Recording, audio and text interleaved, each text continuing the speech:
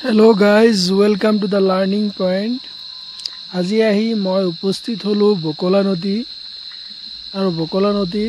আপোনালোকে চাওক বকলা নদীৰ দুই কাষে কি সেউজীয়া মনোৰম দৃশ্য মই সঁচাকৈ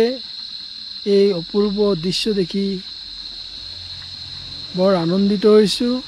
ইয়া চাওক বকলা নদী আজিকালি বকলা নদীৰ পানী অলপ মাটি বৰণৰ কিন্তু আজি বকলা নদীৰ পাৰতে কিছুমান টকা পালো 500 টকীয়া 200 টকীয়া আৰু 100 টকীয়া নোট ইয়া চাওক আমি টকাখিনি হেৰি কৰি